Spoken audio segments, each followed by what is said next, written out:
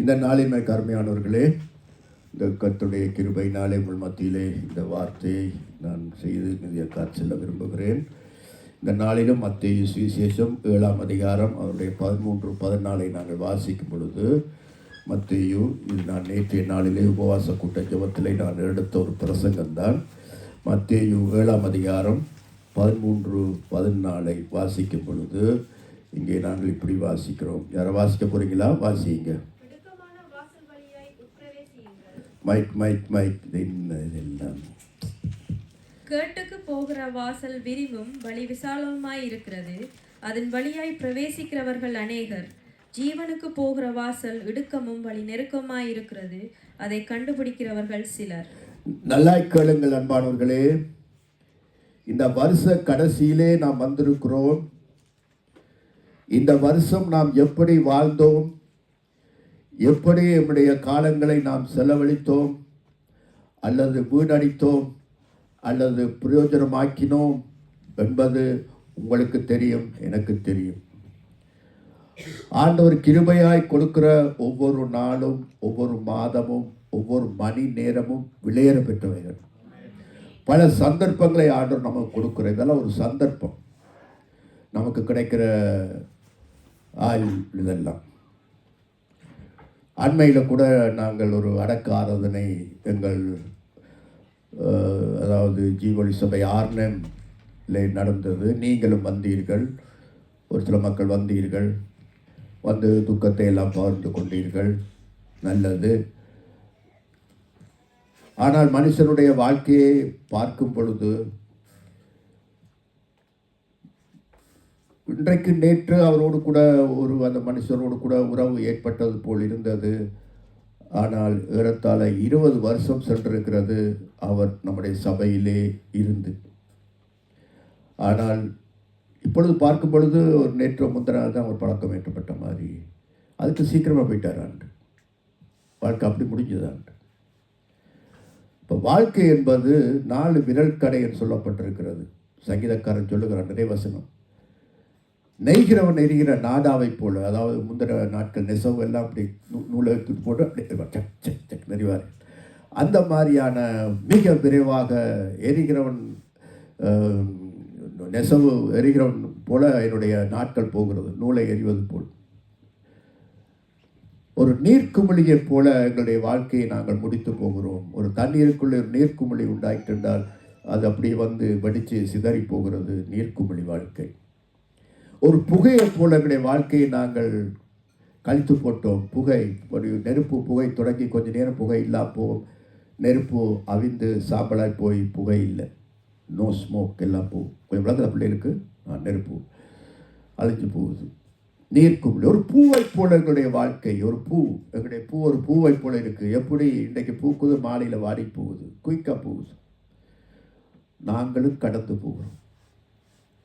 ஒரு ராஜாமத்தை போல எங்களுடைய நாட்களை கழித்து போட்டு, ஒரு இரவை போல போயிட்டு, காலை முடிஞ்சு இரவு வருது, 6 மணிக்கு இருட்டுது, காலை 6 மணியோட முடியுது, அப்படியே முடிஞ்சது தெரியுது இல்லை, இருட்டுப்பட்டது தெரிஞ்சது இல்லைன்னு சொல்வது போல எல்லாமே அது கடந்து போயிட்டுது. வாழ்க்கையை நாங்கள் இவ்வளவு சீக்கிரமாய் கழிச்சிட்டோமேன்னு சொல்லி. நான் எத்தனையோ மரண அடக்க ஆராதனை செய்திருக்கிறேன் சபையில், பல இடங்களிலும் கூப்பிட்டு செய்திருக்கேன், இலங்கையில் செய்திருக்கிறேன். அப்படியா கர்த்தருடைய வழி நடத்தல் எனக்கு அதிகமான ஞானம் பிறந்து போயிருக்கு. எனவே தான் துக்க வீட்டுக்கு போகுதுன்னு பார்க்க, அதாவது விருந்து வீட்டுக்கு போகுதுன்னு பார்க்க துக்க வீட்டுக்கு போங்க, அங்கே தான் ஞானம் பிறக்கும். நீங்கள் எல்லா மீட்டிங்ஸுக்கு போனாலும் நாம் எல்லாரும் ஒரு விஷயாவது இறந்த வீட்டுக்கு போனால் தான் எங்களுடைய முடிவு தெரியும். அங்கே தான் ஞானம் பிறக்கும், அங்கே தான் அறிவு பிறக்கும். நான் யார், என்னுடைய முடிவு என்ன. அந்தபடியாக வாழ்க்கையில் அங்கே போய் நான் அநேக பேர் பொழுது நான் என்னை நானே தான் பார்ப்பேன்.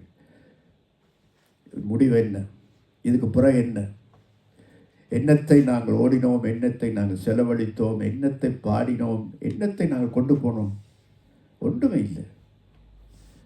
அப்படி எனக்கு அது ஞானம் பிறகு. அதனால் எனக்கு இந்த உலகத்தில் விருப்பம் போட்டும் இல்லை. இதை சேர்க்க வேணும், அதை வைக்க வேணும், அது இல்லையே இது இல்லை என்று ஒன்றுமே கவலைப்பட போகிறதில்லை. இருக்கும் வரைக்கும் சந்தோஷமாக இருந்துட்டு போவோம்.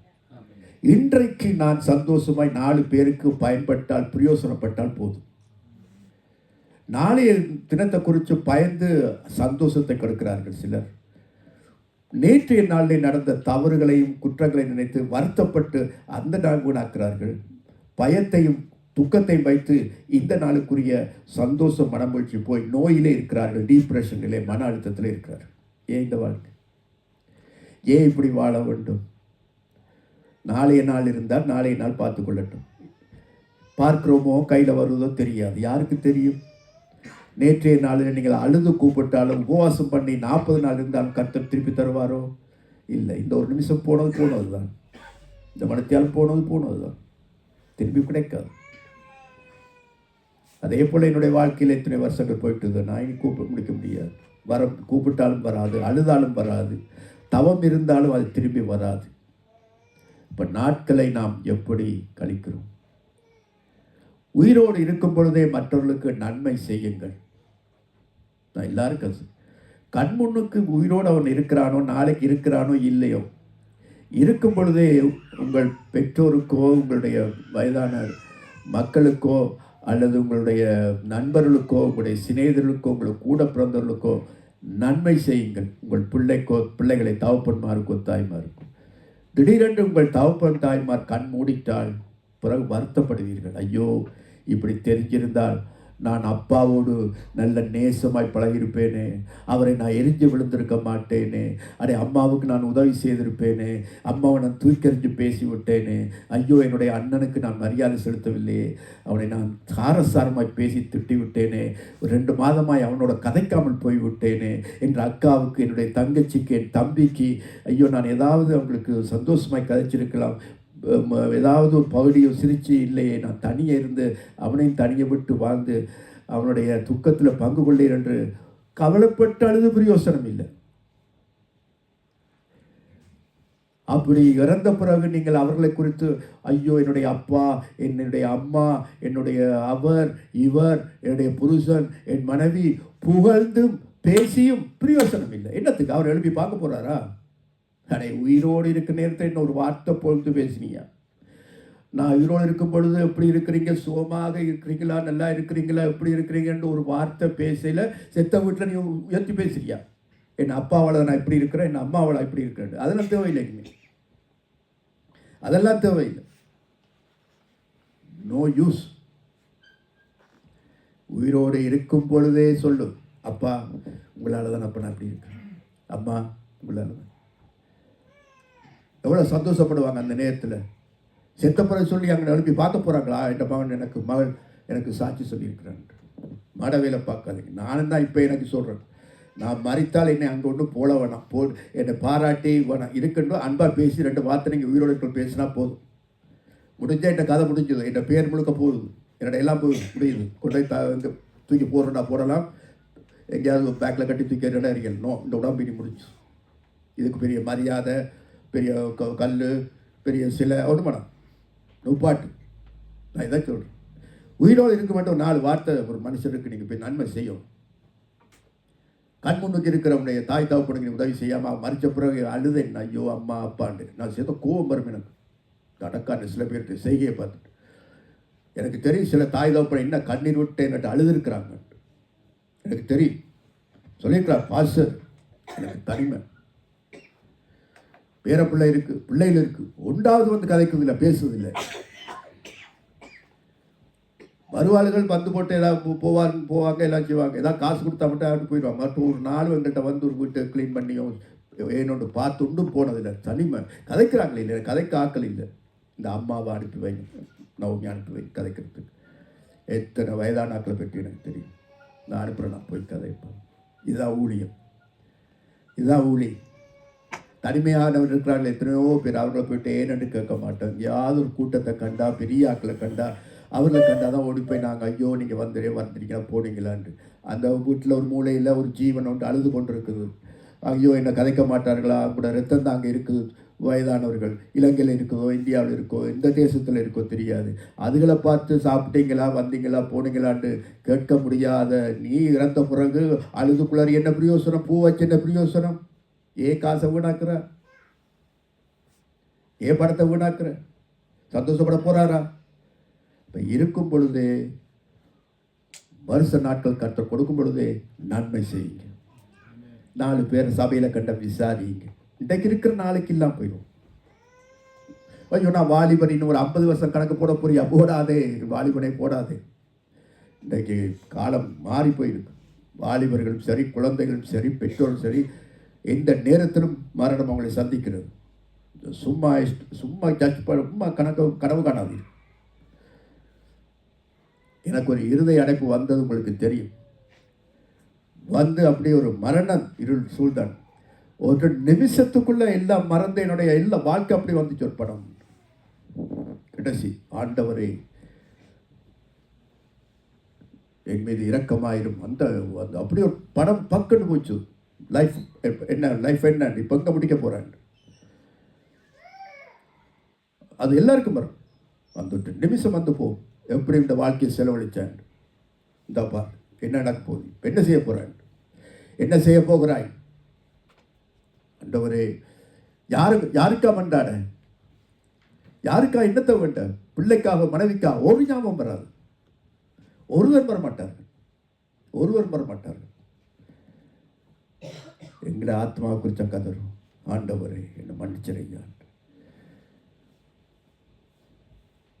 அதுதான் உண்மை. இப்போ வாசித்த வசனத்தில் இதைத்தான் ஆண்டவர் சொல்லுகிறார். என்ன வாசிக்க பார்க்கிறோம்? வாசிக்க பிள்ளை சத்தம் இல்லை. மைக் ஓப்பன் இருக்கிறீங்களா? இடுக்கமான வாசல் வழியாய் உட்பிரவேசியுங்கள். கேட்டுக்கிற போகிற வாசல் விரிவும் வழி விசாலவுமாய் இருக்கிறது. அதன் வழியாய் பிரவேசிக்கிறவர்கள் அநேகர்.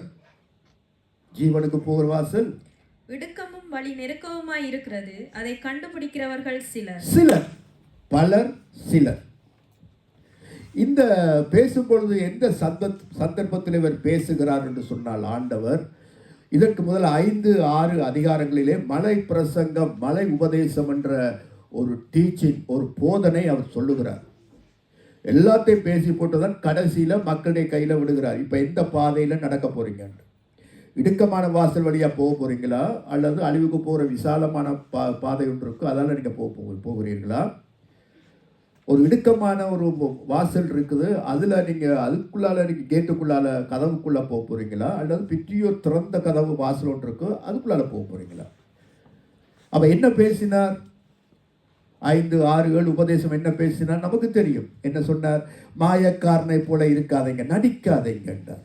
என்ன செய்ய சொன்னார்? ஆக்ட் பண்ணாதீங்க. என்னத்தில் ஆக்ட் பண்ண வேண்டாம்? ஜபிக்கிறதுல ஆக்ட் பண்ணாதீங்க, நடிக்காதீங்க. நீங்கள் சந்தியிலையும் கூட்டத்திலையும் ஜபிக்கத்தான் உங்களுக்கு விருப்பம். நீங்கள் தனியாக போய் பிதாவோட ஜபிக்கிறதுக்கு உங்களுக்கு மனம் வராது. ஆக்களுக்கு முன்னே ஆக்களை கண்டாதான் உங்களுக்கு ஜபம் வரும், மக்களை கண்டாதான் உங்களுக்கு பாட்டு வரும், ஆக்களை கண்டாதான் உற்சாகம் வரும். தனியாக இருந்தால் உங்களுக்கு ஜபம் வராது, வேத வாசிப்பு வராது, பிதாவோடு உங்களை ஒப்புரவு வராது. மாயக்காரனையோட கதவை போட்டு அந்தரங்கத்தில் பிதாவோடு கூட ஜெபம் பண்ணார். இப்போ நான் கொஞ்சம் மிகப்படுத்தி பேசுகிறேன், ஆனால் ஆண்டவர் சொன்ன கருத்து அதுதான். அதெல்லாம் அப்படி எழுதப்படும். மாயக்காரனை நீ கொடுக்குறன்னு சொன்னால், நீ வலது கை கொடுக்குறத இடது கைக்கு தெரிய வேண்டாப்பா. உனக்கு முன்பாக நீ அந்த பிரசித்தப்படுத்தி தாரை ஊத வேண்டாம், பப்ளிசிட்டி பண்ண வேண்டாம், டமாரம் எடுத்து அடிச்சு நான் எல்லாருக்கும் சொல்லி தெரியாத, டிவியில் போட்டு காட்டாத, அங்கே காட்டாத, புத்தகத்தில் அடித்து கொடுக்காத, நீ தனிமையில் கொடு, அந்தரங்கத்தில் பார்க்க பிதா உனக்கு பலன் தருவார். நீ உபவாசம் பண்ணும் பொழுது ஐயோ நீ வாடி உபவாசம் இருக்காம நீ உபவாசிக்கிறது பிதாவுக்கு தெரியத்தக்கதா, தலைக்கு எண்ணெய் வை, மூத்த கழுவு, நீ அப்படி செய்ய சொன்ன. அதுக்கப்புறம் என்ன சொன்ன? இந்தா பார், நீ இந்த விபச்சாரம் செய்யாதிருப்பான்னு சொல்லியிருக்கு பழைய ஏற்பாட்டில். நான் சொல்கிறேன் உங்களுக்கு, என்ன, நீ ஒரு பெண்ணை, ஒரு ஸ்திரீயை ஒரு மாதிரி பார்த்தாலே, இச்சையோடு பார்த்தாலே நீ விபச்சாரம் செய்துட்டான். கவனம் பண்ணார். பார்த்தாலே காணும், நீ இனித்தான் செய்யணும் பண்ணல. பிள்ளைகளை விளங்கிச்சா? கொலை செய்யாதிருப்பாய், அவன் விளங்கிச்சா? கொலை செய்யாதிருப்பாய் என்று சொன்னார். டோன்ட் மர்டர் சொன்னார். நான் உங்களுக்கு சொல்கிறேன், நீ காரணம் இல்லாமல், முகாந்திரம் இல்லாமல் யாருடையாவது நீ பகைப்பட்டாயோ, நீ பகையாயிருப்பாயோ, நீ ஆல்ரெடி யூ மர்டர், நீ கொலை செய்து விட்டாய். கொண்டு ஜனங்களுக்கு இது என்னடா கடினமான உபதேசம். இதுதான் நெருக்கமான பாதை. இதுதான் நெருக்கமான பாதை. முதல் சொல்லியிருந்தா என்ன, நான் செய்தால் தானே குற்றம் இல்லை. நீ நினைச்சாலே பாவம்தான், நீ இச்சித்தாலே பாவம்தான், குற்றம்தான், நீ நடிச்சாலே பாவம்தான். இன்னும் என்ன சொன்னார் ஆண்டவர்? ஆவியிலே எளிமை உள்ளவர்கள் பாக்கியவான்கள், பரலோக ராஜ்யம் அவர்களுடைய என்றார். ஆவியில் எளிமையாக இருங்கள். பெரிய புகழும் போகாதீங்க, அது அவங்களுக்கெல்லாம் இல்லை. பெருமை புகழுக்கெல்லாம் எளிமையில் ஏழ்மையில் உள்ளவர்கள், தரித்திரர்கள். நாங்கள் ஒன்றுமில்லை ஆண்டவரே, எங்களுக்கு இதெல்லாம் வேண்டாம். அப்படிப்பட்டவர். அப்படி நீதியின்மை, பசி, தாகம், அப்படி இப்படியே சொல்லிக்கொண்டே அவர் வருகிறார். அதே போல் அநேகம் அவர் சொல்லி உபதேசத்தை சொல்லிக்கொண்டு வரும்பொழுது தான் எல்லாரும் அதை கேட்டு கேட்டு கேட்டு கேட்டு கேட்டு கடைசியில் வந்து முடிக்கப்படுது. ரைட், நீங்கள் இப்போ இந்த பாதையில் நடக்க போகிறீங்க. அந்த 7ஆம் அதிகாரத்தில் 2 எடுக்கிறார். என்ன எடுத்தார்? 2 வழி, 2 கதவு. பிறகு என்ன எடுத்தார்? 2 மரங்கள் எடுத்தார். நல்ல மரம், கெட்ட மரம். நீ எந்த மரமாக இருக்க போறான்னு கேட்டார். பிறகு 2 எடுத்தார். இது பலர், சிலர் அங்கே போகிறார்கள், பலர் இங்கே இருக்கிறார்கள். பிறகு எடுத்தார் 2 பேர் வீடு கட்டுறார்கள் என்று. ஒருவன் மணலின் மேல் கட்டினான், ஒருவன் கற்பாறை மேல் கட்டினான். இந்த 2 சொல்லி போட்டு கடைசியில் கேட்கிறார், நீ எந்த பாதையில் போகிற? நீ எப்படிப்பட்ட வீட்டை கட்ட போகிற? எப்படிப்பட்ட வாழ்க்கையை நீ கட்ட போகிறாய்? நீ எப்படிப்பட்ட மரமாக இருக்க போகிறாய்? நீ ஒரு கனி கொடுப்பியா, நல்லவனாக இருப்பியா, அல்லது நீ அதே மாதிரி இருப்பியா, கெட்ட கனி கொடுப்பியா? எல்லாரும் போகிறார்கள் என்று அந்த பாதையில் போகிறாயா, அல்லது இதில் என்ன யார் இருக்கிறார்கள் ஒரு சில பேரை போகிறாயா? யாரிடத்துல போவோம் ஆண்டவரே, நித்திய ஜீவ அவசரங்கள் உம்மிடத்தில் உண்டே என்று அந்த 12 பேரும் கேட்டாங்களே, அந்த கூட்டத்தில் இருக்க போறியா, அல்லது அப்பந்திண்டு நல்ல மீனை சாப்பிட்டு அந்த பெருங்கூட்டம் 6000 பேர் கூட்டம் இருந்துச்சு, விலகி போன கூட்டம் இருக்கே, அந்த கூட்டத்தோட போகிறாயா? இது உன்னுடைய முடிவு, இது உன்னுடைய தீர்மானம். விட்டுட்ட 1 பேர். இந்த உலகம் எப்படிப்பட்ட உலகம் தெரியுமா? மெஜாரிட்டி உலகம், மெஜாரிட்டியை வரவேற்கிற உலகம். என்ன உலகம்? மெஜாரிட்டி. அரசியலில் மெஜாரிட்டி தான். யார் அரசியலுக்கு வரும்? பிரைம் மினிஸ்டராக யார் வாரது? இலங்கையில் யார் ஜனாதிபதி? யார் ஜனாதிபதி? அனுரா பண்டாரநாயக்கவா? யாரு? அதெல்லாம் பழையாக்கள். சரி, அவர் வந்திருக்கிறார். எப்படி வந்தார்? கடவுள் அவரை நியமிச்சாரா? சரி, அப்படி இருந்தாலும் யார் நியமித்தது? பெரும்பான்மை ஓட்ஸ் கூட அவரை ஆகிட்டார். அதே போல் இந்த சபையிலும் பொலிட்டிக் இருக்கலாம், அரசியல். மக்கள் எவ்வளோ சொல்கிறாங்க, ஐயோ 75% மக்கள் சொல்கிறாங்க நாங்கள் இனிமேல் சபையில் ஆடினா தான் மக்களுக்கு உற்சாகம். 75 பேர் சொல்கிறாங்க, அது கொஞ்சம் பேர் அவங்களுக்கு ஆட தெரியாது அப்படி சொல்கிறாங்க. அப்போ நாங்கள் இனிமேல் ஆடுவோம். மெஜாரிட்டி செய்யலாமா? மெஜாரிட்டி சொல்லுதே, ஆடுவோமா? புகை அடிப்போமா? இல்லை, மெஜாரிட்டி சொல்லுது நாங்கள் கட்டிப்பிடிச்சி முத்தம் செய்வோம், அப்படி கையை கொடுப்போம் சொல்லுது. செய்யலாமா? செய்யலாது. கொஞ்சம் பேர் தான் நிற்கிறாங்க, அவனை துரத்தி விடு. அவங்களுக்கு ஆவியும் இல்லை, ஒன்றும் இல்லை. நமக்கு தான் ஆவி இருக்கு. இது மெஜாரிட்டி உலகம்.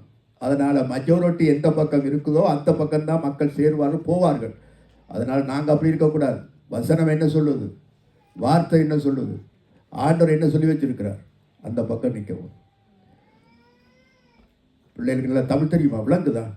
மொத்தம் பார்த்தா ஏதோ விளதி கொண்டு போகுது.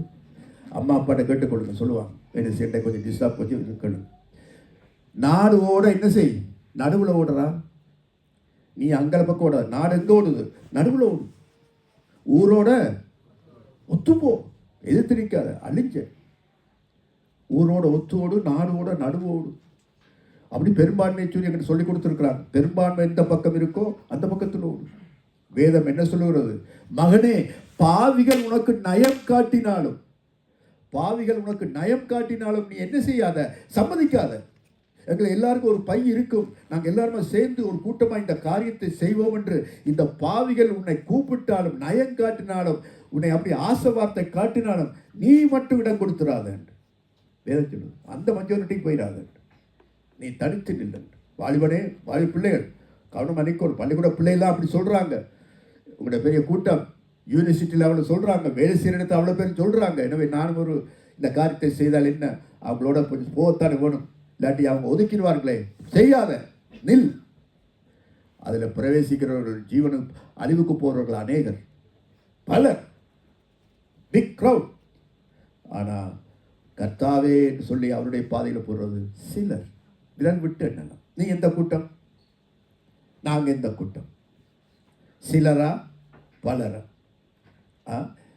சிறிய வாசலா பெரிய வாசலா? அந்த சின்ன வாசல்ல நீ தனியாகத்தான் போக வேண்டும். மூட்டை முடிச்சுகளை சுமந்து கொண்டு போயிடாத, ஏன்னா அந்த கேட்டுக்குள்ளால் போக முடியாது. சின்ன ஒரு நீ மட்டும்தான் போக வேண்டும், நான் மட்டும்தான் போக வேண்டும். என்ற மனைவி எடுத்துக்கொண்டு என் மகனை கொண்டு போக முடியாது. நீ மட்டும் பா இதுக்குள்ளா, நீங்களும் தான்.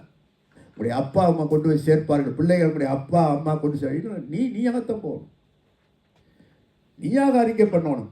ஞானஸ்தானம் பெற்றோர் நான் இயேசுவை பின்பற்றுகிறேன் என்று நீங்களாக வர வேண்டும். உங்களுடைய அப்பா அம்மா கொண்டு சேர்ப்பார்கள், இல்லை, நடக்காது. ஆண்டவர் பவுலடிகள் சொல்லுகிறார், பாரமான இந்த அனைத்தையும் நம்மை சுற்றி நெருங்கி இருக்கிற பாரமான பாவங்களை உதறி தள்ளிவிட்டு தூக்கி எறிந்து விட்டு விசுவாசத்தை தொடக்கிறவரும் முடிக்கிறவருமாகிய இயேசு கிறிஸ்துவை நோக்கி உடக்கிறவரும். பார்த்தீங்களா இன்றைக்கு என்னென்ன பாரம்? பொறாமை. சென்ற வருஷம் சிந்திச்சு பார்ப்போம். நான் உங்களை குற்றம் சுமத்தையில் நான் சொல்கிறேன், தற்பரிசோதனை செய்வோம், செல்ஃப் எக்ஸாமினேஷன். பெருமையான பேச்சுகள், பெருமையான வாழ்க்கை வாழ்ந்திருக்கலாம், பொறாமையோடு வாழ்ந்திருக்கலாம், இன்னும் சுயநலத்தோடு வாழ்ந்திருக்கலாம், முரட்டாட்டமான வாழ்க்கை வாழ்ந்து கொண்டிருக்கலாம், கீழ்ப்படியாமல் இருக்கலாம், சொல்வழி கேட்காத வாழ்க்கையாய் மிகப்பெரிய என்னை விட்டால் ஆள் இல்லை என்ற வாழ்க்கை வாழ்ந்திருக்கலாம். எனக்கு அருமையானவர்களே, இதுகளோடு நீங்கள் அந்த பாதையில் நடக்க முடியாது, விழுந்து விடுவீர்கள். ஒரு கொஞ்சம் தூரம் நடக்கலாம், அதுக்கப்புறம் நடக்க இல்லாது, பின்வாங்கி விடுவீர்கள். இது முடியாத காரியம்.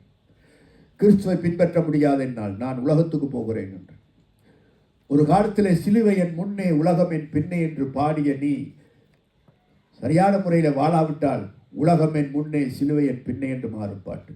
முதலாவது உலகம் இந்த காரியம்தான். பிறகுதான் ஆண்டவர்.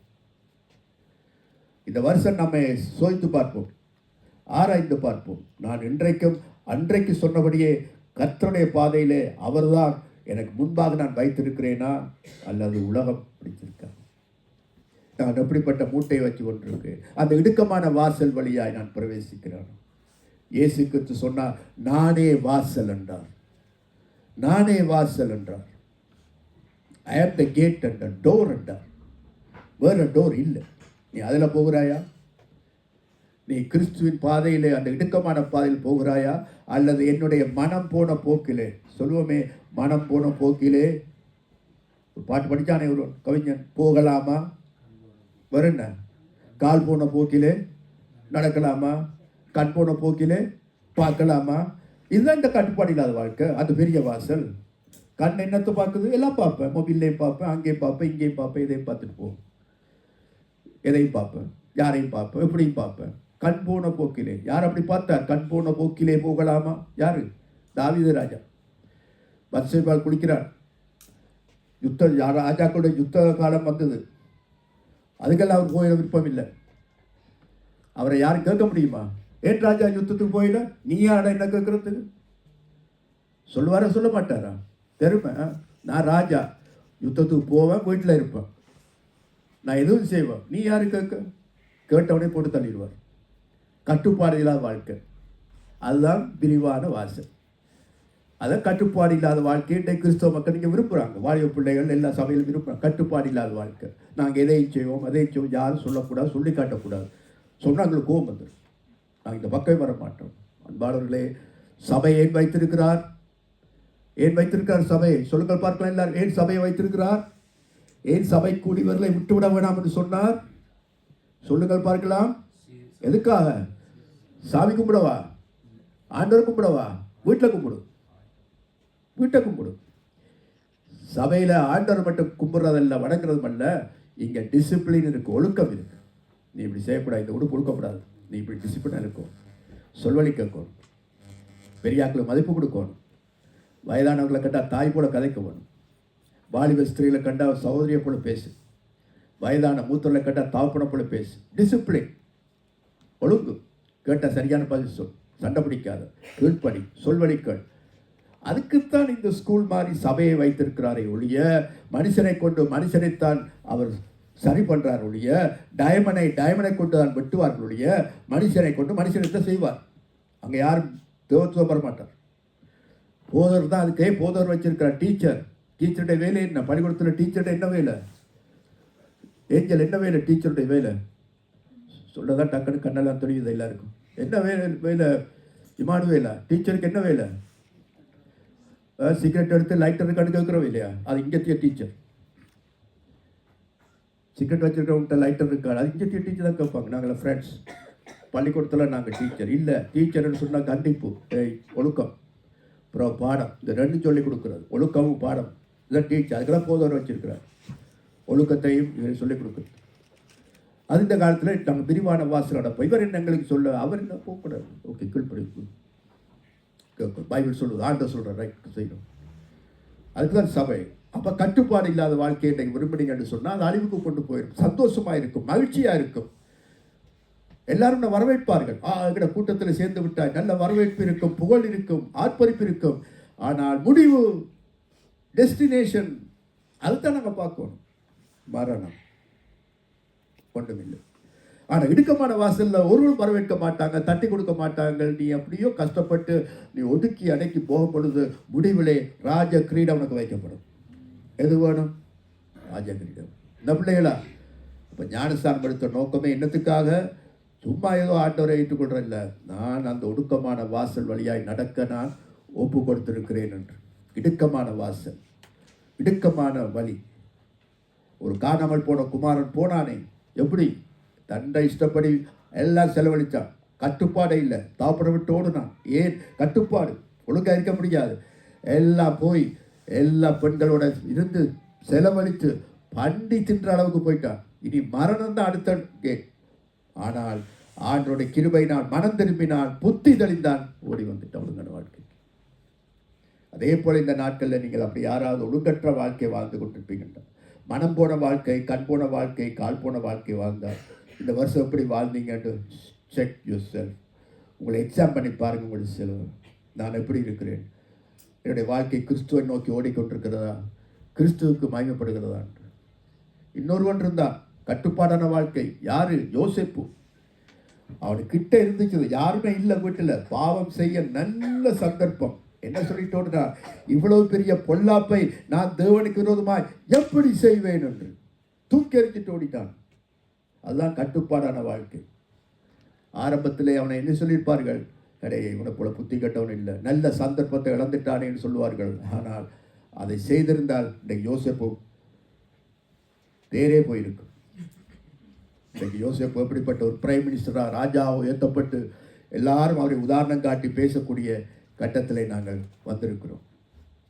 அப்போ பாருங்க, ஒரு பாவம் செய்வீர்கள் என்று சொன்னால் தாவீது என்ன பாவம் செய்தார்? அதாவது குளிக்க போன பெண்ணை இச்சையோடு பார்த்தார். இன்னொருடைய மனைவியை இச்சையோடு பார்த்தார். அல்லது இன்னொருடைய கணவனை இச்சையோடு பார்க்கக்கூடாது, பார்த்தார். அதனால அடுத்த ஒரு பாவம் தனிய வராத அன்பானே, அதுக்கு சகோதரிகள் இருக்கு. ஒரு பாவத்துக்கு சகோதரங்கள் இருக்கு, கூட பிறந்த சகோதரங்கள் இருக்கு.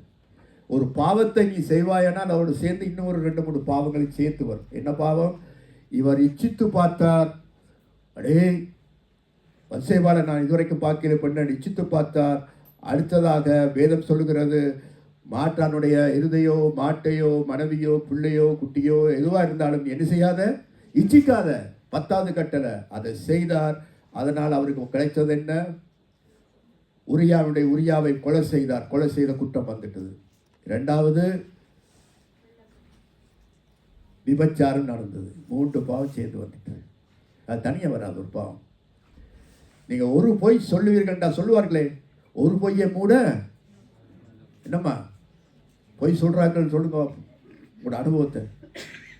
பரவாயில்லை, பழைய வாழ்க்கையை கேட்குறேன், புது வாழ்க்கையில் ஒரு பொய்யை மூட 1000 பொய் சொல்ல வேண்டியது.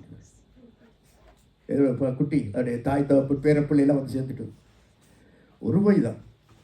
அந்த மூடுறதுக்காக அந்த பொய்யை சொல்லி இதை சொல்லி அதை சொல்லி பேரன் எல்லாம் வந்து சேர்ந்து அது ஒரு சொந்தம் கூட. அதனால தான் இந்த இடுக்கமான வாசல் வழியாக பிரவேசிங்கள்னு சொன்னால் கட்டுப்பாடான வாழ்க்கை உங்களுக்கு அவசியம். கட்டுப்பாடற்ற வாழ்க்கை நீங்கள் வாழக்கூடாது என்று எச்சரித்தார். அது போகிற இடம் வந்து அழிவு என்று சொல்லுகிறார். அப்போ அதை கண்டுபிடிக்கிறவர்கள் பாருங்க 14ஆம் வசனம், ஜீவனுக்கு போகிற வாசல் இடுக்கமும் வழி நெருக்கமுமா இருக்கிறது, அதை கண்டுபிடிக்கிறவர்கள் சிலர். அப்ப அந்த சிலர் என்ன செய்கிறார்கள்? கண்டுபிடிக்கிறார்கள். கண்டுபிடிக்க வேண்டும் என்றால் என்ன செய்ய வேண்டும்? சொல்லுக்குள்ள கண்டுபிடிக்க வேண்டும் என்றால், ஃபைண்ட் பண்ண வேண்டும் என்றால், வாட் கோயிங் டு டூ, என்ன செய்வீர்கள்? கண்டுபிடிக்க வேண்டும் என்றால், நீ சொல் தம்பி, என்ன செய்ய போற? கண்டுபிடிக்க வேண்டும் என்றால் ஆபேல் என்ன செய்வா? கண்டுபிடிக்க வேண்டும் என்றால் சர்ச் பண்ணணும், தேட வேண்டும். வெரி குட், நல்ல பதில். ஒன்று துளைச்சிட்டுதுண்டா அதை தேடினாதான் கண்டுபிடிக்கலாம். எனவே தான் என்னை தேடு என்றால், தேடுங்கள் கண்டடைவீர்கள், தட்டுங்கள் திறக்கப்படும், கேளுங்கள் உங்களுக்கு கொடுக்கப்படும். அதிகாலையில் என்னை தேடுகிறவர்கள் கண்டடைவார்கள். என்னை தேடினால் நான் உங்களுக்கு வெளிப்படுவேன். தேடாமல் இருந்தா என்ன? அப்போ கர்த்தரை தேடுங்க. தேடுறா எங்க போய் தேட போறீங்க? கோயிலுக்குள்ள மட்டும் தேட போறீங்களா? இல்லை, ஜபத்தினாலும் வாசிப்பினாலும் ஆண்டவரை நோக்கி ஜபத்தினாலும் தியானத்தினாலும் கர்த்தர் கடவுள் இருக்கிறாரா, எப்படிப்பட்டவர், அவர் என்ன மாதிரி என்றெல்லாம் ஆராயும் பொழுது, தேடும் பொழுது உனக்கு கொடுக்குறார். தேடுறவன்ட்ட கொடுக்குறார். எப்படி உனக்கு கொடுப்பாங்க? நான் தான் பார்த்தீங்களா? அப்போ கண்டுபிடிக்கிறவர்கள் சிலர், அவர்கள் தேடினார்கள். அந்த சின்ன கொஞ்சம் கூட்டம் கண்டுபிடித்தார்கள். அவர்கள் சந்தோஷமாய் அதில் நடந்து போனார்கள். உலகம் எங்களுக்கு பின்னே, சிலுவையின் முன்னே, ஜீவ பாதையில் நாம் செல்லுகிறோம் என்று அவர்கள் பாடினார்கள். தைரியமாய் போனார்கள். அவமானம் வந்தாலும், நிந்தை வந்தாலும், நெருக்கங்கள் வந்தாலும், இல்லை நாங்கள் விட்டுக் கொடுக்க மாட்டோம் என்று அந்த பாதையிலே நடந்தார்கள். அப்ப நம்முடைய பாதை நிலையான வாழ்வுக்கா, நித்திய வாழ்வுக்கா, அழிவுக்கா போகிறோம் என்பதை இந்த நாளிலே சிந்திப்போம். இந்த வருஷம் எப்படி நாங்கள் வாழ்ந்தோம் என்று. எரேமியா 29ஆம் அதிகாரம் 13-14 வாசித்து நிறைவுக்குள்ளே வருவோம். வாசிங்க. எரேமியா லேகனம் துய்ந்த 13 and 14. உங்கள் முழு இருதயத்தோடும் என்னை தேடினீர்களானால், பாத்தீங்களா? உங்கள் முழு இருதயத்தோடும் என்னை தேடினீர்களானால், என்னை தேடுகையில் கண்டுபிடிப்பீர்கள். முழு இருதயத்தோடும், அரைகுறையாக அது இல்லை. அப்போ முழு இருதயத்தோடும் நாம் அவரை தேடுவோம். இனி வரும் வருஷம் கர்த்தர் நமக்கு கொடுத்திருந்தால் அதில் இன்னும் அதிகமாய் தேடுவோம். இந்த வருஷம் தேடாமல் போனால் மன்னிப்பு கேட்போம். ஆண்டவர்கிட்ட கேட்போம், உயிர்ப்பிக்கும்படியாய் நாங்கள் கேட்போம். மோசே என்ன சொன்னார்? மோசே மூலமாய் ஆண்டவர் என்ன சொன்னார்? இதோ சாபத்தையும் ஆசீர்வாதத்தை உனக்கு முன்பாக வைக்கிறேன், தெரிஞ்சுக்கோ. சாபம் வேணுமா, ஆசீர்வாதம் வேணுமா? இதோ ஜீவ வழியையும் மரண வழியை நான் உங்களுக்கு முன்னுக்கு வைக்கிறேன். எரேமியாவுக்கு சொன்னார், ஜீவ வழியை மரண வழியை வைக்கிறேன். எந்த பாதை உனக்கு தேவை? ஜீவ வழி வேணுமா, மரண வழி வேணுமா? போ தர என்றார். நன்மையின் தீமை நான் உங்களுக்கு முன்பாக வைக்கிறேன் என்றார். நன்மை எடுக்க போறியா, தீமை எடுக்க போறியா? ரெண்டதான் வச்சார். இந்த ரெண்டுக்கு இடப்பட்ட வாழ்க்கை இல்லை. ஆற்றில் ஒரு கால், சேற்றில் ஒரு கால் அல்ல. ரெண்டு தோணியிலே பயணம் செய்ய முடியாது. ஒரே பாதை. இயேசு சொன்னார், நானே வழியும், நானே சத்தியமும், நானே ஜீவனும், நானே வாசல். அப்போ இந்த வருஷம் எவ்வளோ தூரம் நாம் அவரை கொண்டாடி இருக்கிறோம். எவ்வளோ தூரம் அவருடைய உபதேசத்திலே கடினமாக இருந்தாலும் இல்லை, ரத்தம் சிந்துற அளவுக்கு எனக்கு பாவம் சோதனை வந்தாலும் நான் போக மாட்டேன் என்று உறுதியாக இருப்போமானால் நமக்கு நல்லது. ஜெபம் செய்வோம்.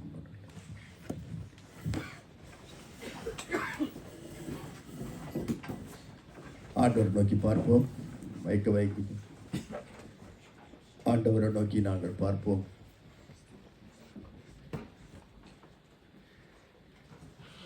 இந்த நாளிலும் இந்த அருளுரையை நாம் கேட்டு நம்முடைய வாழ்க்கையை சீர்தூக்கி பார்ப்போம். மரித்த பின்பாக நம்முடைய வாழ்க்கை எங்கே முடிய போகிறது? எந்த பாதையிலே நாம் நடந்து கொண்டிருக்கிறோம்? எப்பேற்பட்ட பாதை நமக்கு கண்முன்னுக்கு வைக்கப்பட்டிருக்கிறது? யாரை நாங்கள் நோக்கி போகிறோம்? நம்முடைய லட்சியம் என்ன? குறிக்கோள் என்ன? முடிவு என்ன என்று சிந்தித்து பார்த்து பாவத்தை அறிக்கை செய்து இந்த கர்த்தருடைய பந்திக்குள்ளாய் நாங்கள் பிரவேசிப்போம். புது வாழ்க்கை வாழ ஆண்டவர் உங்களுக்கு பலனை கொடுப்பாராக. புது தரிசனம், உற்சாகத்தை தருவாராக. கிருபைகளை தருவாராக. கர்த்தர் நல்லவர், அவருடைய கிருபை என்றும் உள்ள என்றபடி உனக்கு பிரயோஜனமானவர்களை போதித்து நீ நடக்க வேண்டிய வழியை காட்டுற கர்த்தர்.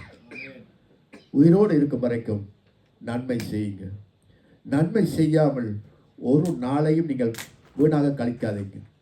நன்மை செய்யாமல் போனால் ஒரு நாள் கூடி ஒரு நன்மையானது மக்களுக்கு செய்ய நீங்கள் பழகுங்க. ஒரு வயதானவர்களுக்கு கதவையாவது திறந்து கொடுங்க.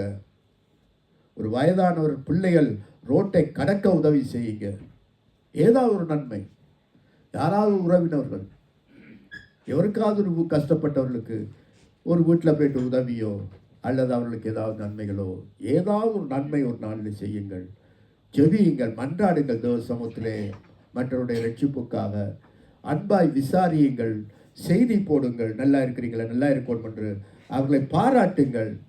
ரோமர் 16ஆம் அதிகாரத்தில் சொல்லுகிறார் பார், இன்னாரை வாழ்த்துங்கள், அவரை வாழ்த்துங்கள், அவர்கள் பிராணனுக்காய் தலையை கொடுத்தவர்கள் இன்னாரை வாழ்த்துங்கள் என்றெல்லாம் சொல்லுகிறார். நன்மை செய்ய சொல்லி அவர்கள் சொல்லுகிறார். அந்த குடும்பங்களை வாழ்த்துங்கள். இப்படி கஷ்டப்பட்டு அவர்கள் செய்திருக்கிறார்கள் இந்த ஊழியத்தை. இப்படியாய் கற்ற நாமத்துக்காக வீட்டை திறந்து கொடுத்தார்கள், இப்படியாய் கொடுத்தார்கள், அள்ளி கொடுத்தார்கள், இந்த ஊழியத்தை செய்தார்கள். அவர்களை வாழ்த்துங்க, அவர்களை விசாரியுங்க. எப்படி இந்த வருஷம் கடந்தாய், எப்படி செலவழித்தாய், ஒருவரே நீ கதைச்சிருக்க மாட்டீங்க. கேட்டிருப்பீர்கள். என்னை நீங்கள் அநேக பேர் விசாரித்தீர்கள். மிக்க நன்றி, நன்மை செய்தீர்கள். இந்த சிறியவர்களுக்கு நீங்கள் எதை செய்தீர்களோ அதை எனக்கே செய்தீர்கள் என்றார். செத்த பிறகு அல்ல. நான் செத்தேன், எனக்கு பூமாலை வைத்தீர்கள், பெட்டியிலே சுமந்து சென்றீர்கள், மண்ணள்ளி போட்டீர்கள், பெரிய வாகனத்தில் அழைத்து சென்று நீங்கள் பெரிய புகழ் பாடினீர்கள் என்றெல்லாம் ஆண்டவர் சொல்லல. அதெல்லாம் சொல்லல. அதெல்லாம் இனி இல்லை. உயிரோடு இருக்கும் பொழுது இந்த சிறியவர்களுக்கு நீ எதை செய்தீர்களோ அதை எனக்கே செய்தீர்கள். தாகமாக இருந்தே தண்ணீர் கொடுத்தாய், வஸ்திரம் இல்லாமல் இருந்தே வஸ்திரம் தந்தாய், சிறைச்சாலையிலே காவலில் இருந்தே காவலுக்கு வந்து பார்த்தாய், என்னை பார்த்தாய், என்னை தைரியப்படுத்தினாய். இதெல்லாம் சொல்றாரு. ஏன் அதை சொன்னார்? நாட்களை உணடிக்காதே. எவ்வளவு தூரம் நாம் செய்தோம், எவ்வளவு தூரம் விசாரித்தோம். விசாரிக்கிறவங்களை கர்த்தர் ஆசீர்வதிப்பாரா? சோர்ந்து போகாதீர்கள். இதுதான் நன்மை. இதுதான் ஜஸ்ட் மினிஸ்ட்ரி. ஊழியம் என்றா மைக் பிடிக்கிறதுக்கு தான் இன்றைக்கு ஊழியத்தை கற்றுக் கொடுக்குறாரு. மைக் எப்படி பிடிக்கணும், மைக் எப்படி செட் பண்ணணும், அதல்ல ஊழியம். இதுதான் கற்றுக் கொடுக்கிறது. நன்மை செய், விசாரி, உற்சாகம் சொல்லணும், தட்டி கொடு. எப்படி இருக்கிற, நல்லா இருக்கிறியா, ஏன் இப்படி இருக்கிற, ஒரு யோசிக்காத. கர்த்தர் அப்படி ஏதாவது ஒரு தைரியமான வாழ்க்கை, தேற்றுற வாழ்க்கை, உற்சாகப்படுத்துகிற வாழ்க்கை, நம்பிக்கை கொடுக்கிற வாழ்க்கை, தேவனை நோக்கி நடத்துகிற வாழ்க்கை. That is the ministry. அதுதான் சபை கூடி வருதல். மைக் பிடிக்க சொல்லி கொடுக்குறாங்க. மைக்கை இப்படி பிடி, ஏன் மைக்கை இப்படி பிடி, இந்த வயர் மூட்டுற மைக்கை இப்படி பிடி, அதை அப்படி வை, இப்படி வை. இன்றைக்கு சபைகளில் இதுகள்லாம் மினிஸ்ட்ரி அல்ல அன்பானவர்களே. அதெல்லாம் ஊழியங்கள் அல்ல. ஊழியம் இன்றைக்கு நான் சொன்னது தான் ஊழியம். வயதானவனுடைய தாயோ தவப்படும் மக்களோ யாராக இருந்தாலும் சரி, பக்கத்து வீடாக இருந்தாலும் சரி, கீழ் வீடு இருந்தாலும் சரி, மேல் வீடு இருந்தாலும் சரி, 2 வார்த்தை அவர்களுக்கு அன்பான வார்த்தை சொன்னாலே ஒரு சந்தோஷம். ஒரு முறை நான் ஒரு சம்பவத்தை வாசிச்சு, இந்த ஏர்போர்ட்டில் அந்த இதில் இருப்பார்களே, அந்த கவுண்டரில் இருப்பார்களே, அந்த கவுண்டரில் அந்த டிக்கெட் எல்லாம் பரிசோதனை செய்து லக்கேஜை போடுற அந்த ஒரு பெண்மணி ஒன்று இருப்பார்களே, அவர் அப்படியாக ஒரு பயணிகளுக்கு டிக்கெட் கொடுத்து செய்த பொழுது ஒருவர் வந்து அவரை பார்த்து சொன்னது சும்மா இப்படித்தான், good morning, how are you என்று. அதை சொன்னதான் தாமதம். அவருக்கு கிடைச்ச ஒரு ஆறுதல். அவர் சொல்கிறாரு, அந்த பெண் ஆறுதல் மிக மிகப்பெரிய ஆறுதலாக இருந்துச்சு. Good morning, how are you, இதில் என்ன இருக்குது? ஏனென்றால் இதுவரைக்கும் நான் சரியாக ஸ்ட்ரெஸ்ஸில் இருந்தேன், கஷ்டப்பட்டு வீட்டில் பிரச்சனை, வர்றவர்களும் அந்த இதை சொல்லிக்கொண்டு ஒருவனாவது இப்படி விட்டுட்டு இல்லை, நீங்கள் ஒரு ஆள் இப்படி ஹவ் ஆர் யூ என்று கேட்டது எனக்கு இப்படி மனதில் ஆறுதலாக இருந்தது என்று. அதுதான் ஊழியம், மினிஸ்ட்ரி. அதுதான் ஊழியங்கள். எனவே ஆண்டவருக்கு நாம் நம்மை நோக்கி பார்த்து இந்த நாளும் ஒப்பு கொடுத்து நாங்கள் ஜெபிப்போமா? பிரார்த்தனை செய்வோம், ஜெபிப்போம், ஆண்டவர் நோக்கி பார்ப்போம், ஜெபிப்போம். ஆண்பார்களே ஒப்பு கொடுத்து, பரலோகத்திலே வீட்டிருக்கும் பரம பிதாவே, உம்முடைய நாமம் பரிசுத்தப்படுவதாக. இந்த நாளிலும் ஆண்டவரே, மக்களுடைய ஆண்டவரே, எல்லா ஆண்டவரே நடக்கிற பாதைகளை அறிந்த கர்த்தர், இந்த நாளும் அவர்கள் ஆண்டவரே ஒரு உற்சாகமான பாதையில் இந்த வருஷத்திலே நடக்க கர்த்தர் சித்தமானால் வார வருஷத்திலும் ஆண்டவரே உத்தமமாய் நடக்க கர்த்தர் அருள் செய்வீர்களாக. இதோ கடந்த கால தவறுகளை மன்னித்து உடைய கிருபையினாலே ஆண்டவர் இரத்தத்தினாலே கழுவி சுத்திகரித்து ஒரு புது வாழ்க்கைக்குள்ளாக, ஒரு புதிய தரிசனத்துக்குள்ளாக புது பலனோடு வாழ நம்ம அன்றாடுறப்பா. எங்களுடைய பாவம் இருக்கு ஆண்டவரே, நாங்கள் சரியான முறையில் இந்த வருஷத்திலே அதை கழிக்கவில்லை. அநேக நன்மைகளுக்கு பதிலாக தீமைகள் செய்திருக்கலாம் ஆண்டவரே. நாங்கள் நன்மை செய்ய எங்களுக்கு தெரிஞ்சிருந்தும் செய்யாமல் நாங்கள் காலங்களை கழித்திருக்கிறோம். அது குற்றம் ஆண்டவரே, பாவம். எங்களை மன்னிப்பீராக ஆண்டவரே. எங்களை மன்னித்து இந்த புதிய வருஷத்திலும் ஆண்டவர் மக சித்தமானால் வரப்போகிற நாட்களிலும் நாங்கள் ஒரு மெய் ஞானம் அடைந்தவர்களாக, மற்றவர்களுக்கு ஒரு பிரயோஜனம் உள்ள ஆண்டவரே நாங்கள் மக்களாய் வாழ அருள் செய்வீர்களாக. சுயநலமான வாழ்க்கை அல்ல, பெருமையான வாழ்க்கை அல்ல, பொறாமை பிடிச்ச வாழ்க்கை அல்ல ஆண்டவரே, ஒரு தாழ்மையான ஒரு நல்ல வாழ்க்கை வாழவும் அந்த இடுக்கமான வாசல் வழியை நாங்கள் நடக்க எங்களுக்கு உதவி செய்வீராக. அந்த ஒடுக்கமான வாசலை நாங்கள் போவதற்கு அருள் செய்வீராக. உமக்கேக்கான துதியும் செலுத்துகிறோம் இயேசு கிறிஸ்து நாமத்தில் பிதாவே. உங்களில் யாராவது ஜெபிக்க இருந்தால் நீங்கள் ஒரு சில ஜெபித்துக் கொள்ளலாம். நாம் மீதியான காரியத்தை ஆயத்தப்படுத்தலாம். ஜெபித்துக் கொள்ளலாம். தர்மியான இந்த மத்தியான வேளைக்காய் முழு துதிக்கிறோம் ஐயா, ஸ்தோத்திரிக்கிறோம் கத்தாவே. ஆண்டவரே, நீங்கள் எங்களோடு விருதாவாக பேசுறதில்ல கத்தாவே. இந்த நாளின் ராஜா, நீங்கள் எங்கள் ஒவ்வொருவரோடும் பேசின அன்புக்காய் ஸ்தோத்திரிக்கிறோம் ஐயா, துதிக்கிறோம். இந்த கடைசி காலத்திலே நாங்கள் இடுக்கமான வாசல் வழியாக, உபத்திரவத்தின் வழியாக அநேக ராஜ்யத்துக்குள் பிரவேசிக்க வேண்டும் என்று சொன்னீர்களே கத்தாவே. அநேக உபத்திரவங்கள் வழியாக நீங்கள் தேவனுடைய ராஜ்யத்துக்குள் பிரவேசிக்க வேண்டும் என்று சொன்னீர்களே அப்பா.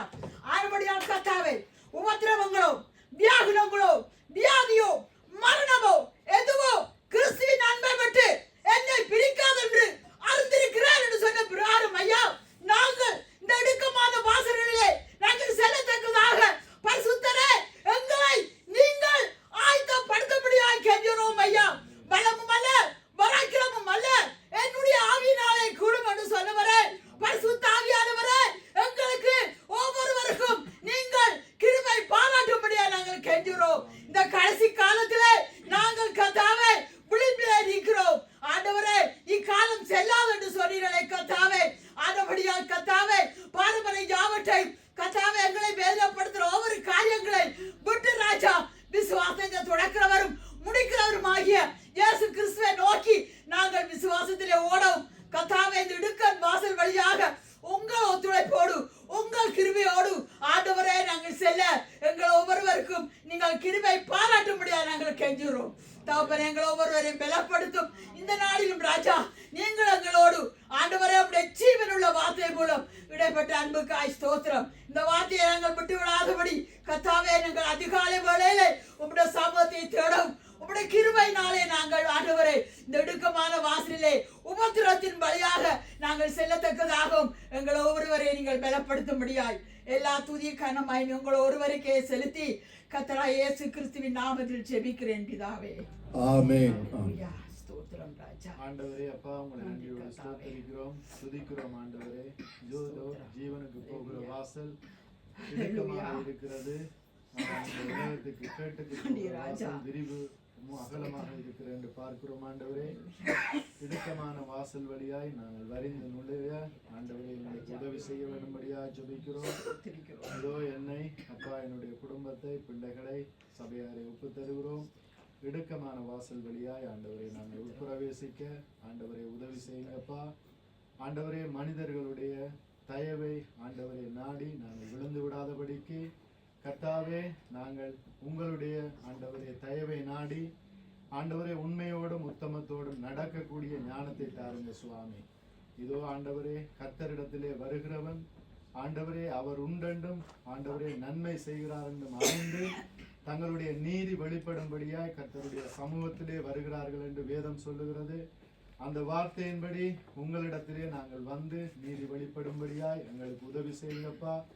இதோ ஆண்டவரே, அப்பா, ஒருவனுக்கு இடரலாய் இருக்கிறவனுக்கு ஆண்டவரே நடக்கிற காரியங்கள் ஆண்டவரே வேதத்திலே சொல்லப்படுகிறது. அப்படிப்பட்டவனை ஜந்திரக்கல்லை கட்டி கடலிலே ஆண்டவரை போடுவது நலமாயிருக்கும் என்று. அப்படியாக நாங்கள் ஆண்டவரை ஒருவருக்கும் இடரலாய் இராத வண்ணம் உங்களுடைய தயவின்படி உங்களுடைய சித்தத்தின்படி நீங்கள் அருளின வார்த்தையின்படி ஆண்டவரை நடக்க விசேஷித்த ஞானத்தை எங்களுக்கு தர வேண்டும்படியாய் ஆண்டவரே எங்களுடைய குடும்பங்களுக்கு தர வேண்டும்படியாய் சபையாருக்கு தர வேண்டும்படியாய் எங்களுடைய நீதி வெளிச்சமாகும்படி எப்பொழுதும் உங்களுடைய சமூகத்திலே வந்து உங்களையே நோக்கி பார்த்து பிரகாசம் அடைய உதவி செய்ய வேண்டும்படியாய் ஜெபிக்கிறோம். இந்த வார்த்தையை தந்த பாஸ்டரை ஆசீர்வதிங்க, குடும்பத்தை ஆசீர்வதிங்கப்பா.